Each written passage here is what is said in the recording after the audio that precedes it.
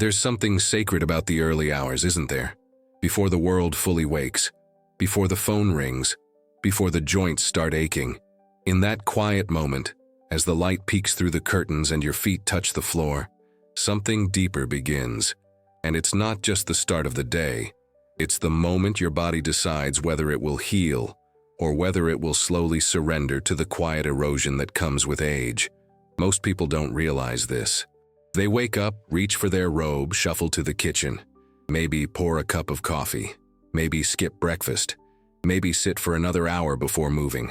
But for those of us who've lived through enough winters, enough losses, enough mornings that felt heavier than nights, we start to understand.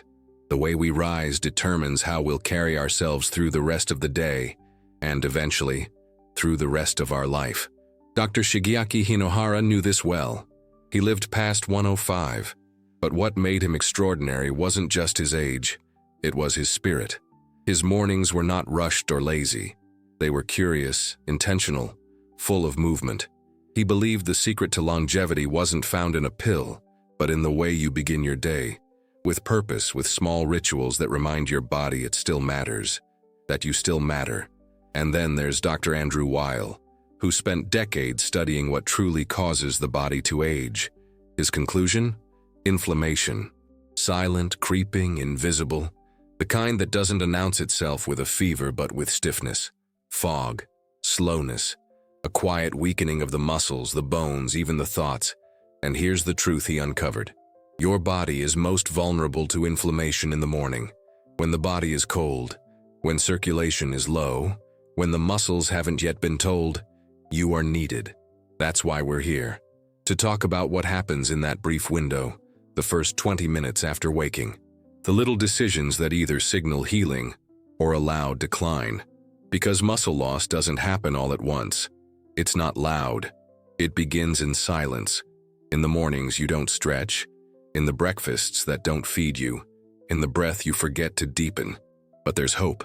4 gentle habits, rooted in science, inspired by tradition.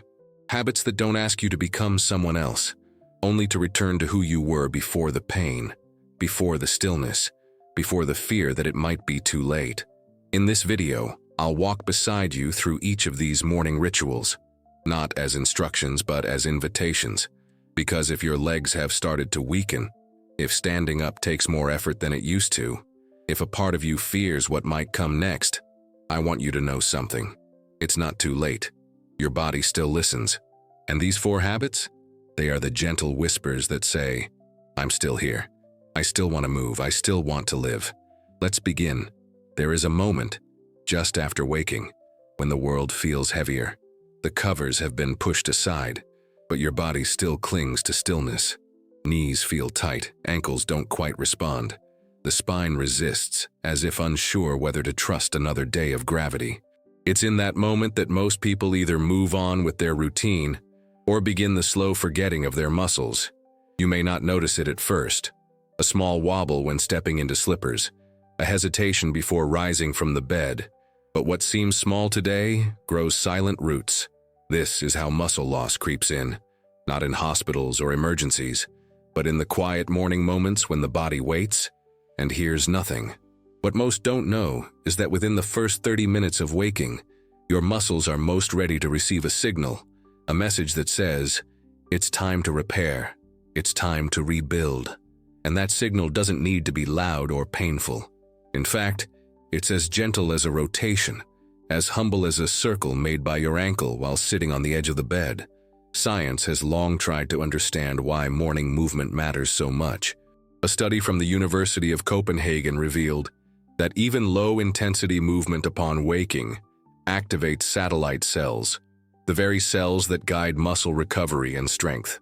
These aren't just details, these are lifelines, especially after 60 when circulation slows and oxygen delivery to the tissues becomes more delicate, more necessary. It's why so many elders feel stiff in the morning, not because they've aged too much, but because their bodies are waiting for a cue that never comes.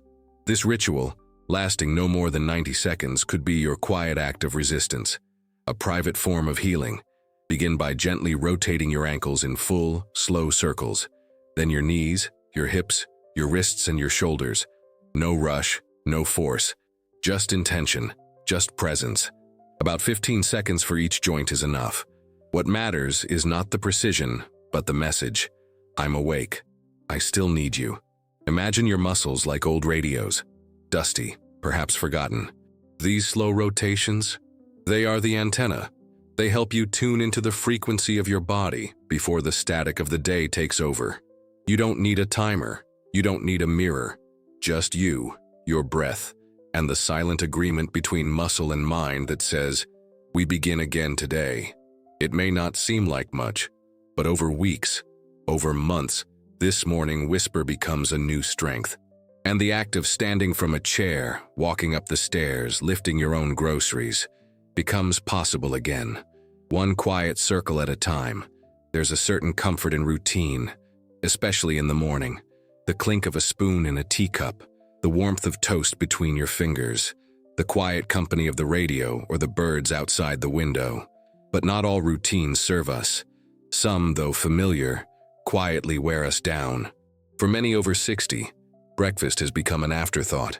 A quick piece of bread, a sip of coffee, maybe something sweet to awaken the senses. It feels light, harmless. Sometimes it's all one can manage. But beneath that simplicity lies a silent truth. What you eat in the morning can either rebuild your muscles or let them slip further away. The body, after 60, changes in ways we're rarely told. It becomes what doctors call anabolic resistant, which means it no longer responds to protein like it used to. Muscles need more fuel, more support, not just to grow, but to hold their ground. And the window for that support is narrow. The hours after waking are when your muscles are most in need of nourishment. Not just calories, but signals. Signals that say, it's time to repair. A breakfast made of toast and jam, or just a cup of black coffee might offer comfort, but it offers little to your muscles. It raises your blood sugar. It gives you a quick spike of energy, but it does not speak the language of strength. Without the right fuel, muscle protein synthesis, the body's natural repair process, doesn't activate. It stays silent, and the work of the night, all the quiet healing your body tried to do while you slept, begins to unravel before the day has even begun. But when you introduce the right kinds of foods rich in clean protein paired with healthy fats, the story changes. A couple of eggs with avocado, a bowl of lentils with a drizzle of olive oil, a spoonful of nut butter on whole grain. These aren't trends, they're medicine. Quiet, ancestral medicine, the kind your body understands without translation. Imagine your muscles like the wooden beams of an old house. Every morning they suffer tiny cracks, wear from age and weather. Skipping the right food is like trying to fix a house fire with a garden hose. It looks like help, but it never reaches the core of the damage. Muscles don't need large portions. They need the right kind of signal, a message that says, you are still needed. I'm still building. And when you send that message early, before 9 a.m., and when your body is still in its most receptive state, something shifts. The repair begins. Quietly, consistently, day by day. There is nothing wrong with loving your morning rituals, but maybe, just maybe, it's time to let your breakfast love you back. Not just for energy, but for strength, for healing, for all the mornings still to come. Some things begin to fade without warning. Not all losses announce themselves. Some arrive in silence, like the strength in your legs or the ease of opening a jar. At first, it's just a little more effort, then a pause before standing, then a quiet sigh when a cramp wakes you at night. These aren't always signs of aging. Sometimes they are signs of depletion, not of years, but of nutrients. And among the most forgotten is a mineral your muscles cannot live without: magnesium. After the age of 60, the body's ability to hold on to magnesium diminishes. It slips away little by little, especially if sleep is irregular, if digestion is slow, if the days are filled with medications that take more than they give. And because magnesium works in silence, helping muscles contract, nerves communicate, cells repair, its absence is often invisible until pain begins to whisper. Night cramps, morning stiffness, that frustrating feeling of being tired even after a full night's sleep. These aren't just coincidences. They are quiet messages, clues that the engine is dry, that something meant to be flowing is stuck. A study from Harvard showed that low magnesium levels are directly linked to sarcopenia, the gradual loss of muscle mass and strength. But more than numbers or studies, think of it like this. Magnesium is the oil that keeps your inner machinery running smoothly. Without it, the gears grind, the effort increases, and recovery, from even simple movement, takes longer. The good news is that the body remembers how to receive. You don't need dramatic interventions, just a return to foods that carry the earth's memory. Pumpkin seeds, chia soaked overnight, dark leafy greens, mineral-rich spring water. Simple things, gentle on the body, deeply nourishing for the tissue. Not every solution comes in a bottle. Some come in the quiet of a morning ritual, a spoonful of soaked seeds, a cup of warm water with lemon. The act of choosing nourishment before the day rushes in. And there's something sacred about starting with magnesium, because it's not just about movement, it's about release. It relaxes, it lets go. It gives your muscles permission to breathe, to repair, to trust. If your body has felt stiff, if the nights have been restless, if recovery takes longer than it used to, perhaps what's missing isn't youth. Perhaps it's just a mineral that's been forgotten, waiting to be welcomed back. And when it returns, something else returns with it. A sense of flow, of ease, of quiet strength that does not shout, but simply allows you to move through your day with a little more grace, a little more freedom, and a body that, at last, begins to soften and respond again. Most people think of breath as something automatic. Inhale, exhale, and the day begins. But for those who've lived long enough to notice the quiet details of the body, breath is no longer just background. It's a mirror, a conversation, a pulse that tells us how much we're holding and how much we've let go. After 60, something begins to change. Not suddenly, but subtly. The breath becomes shorter. The chest rises more than the belly. Movement requires more effort. Climbing stairs feels steeper. And what few realize is that this isn't just the lungs aging. It's the muscles slowly being starved of oxygen. Oxygen is the fuel behind every step, every lifted arm, every effort to rise from a chair.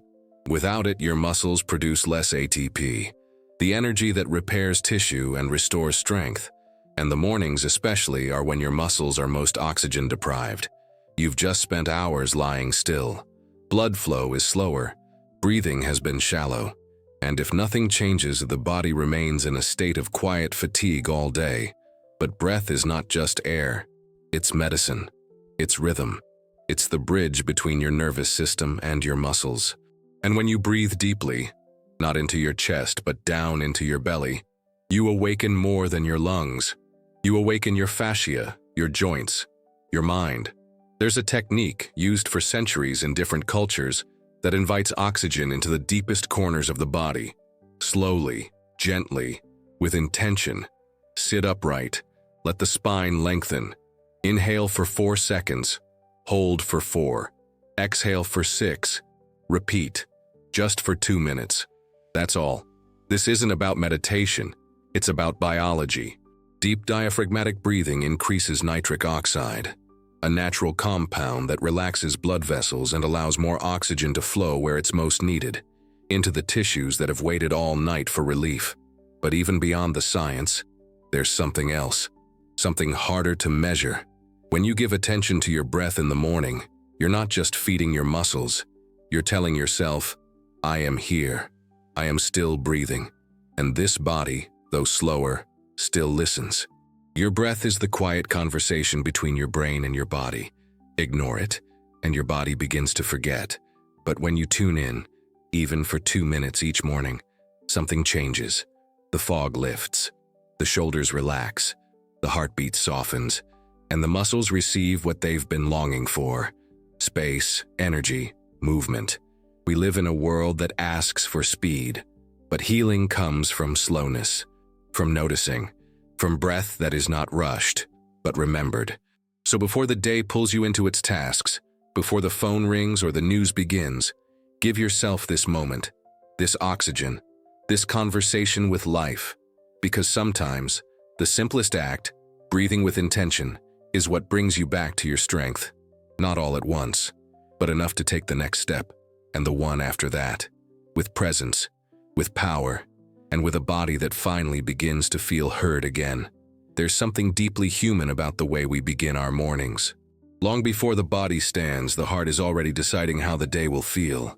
In those early moments, before the kettle hisses, before the shoes are laced, the body listens for a signal, not a loud one, just a whisper that says, "I'm still here.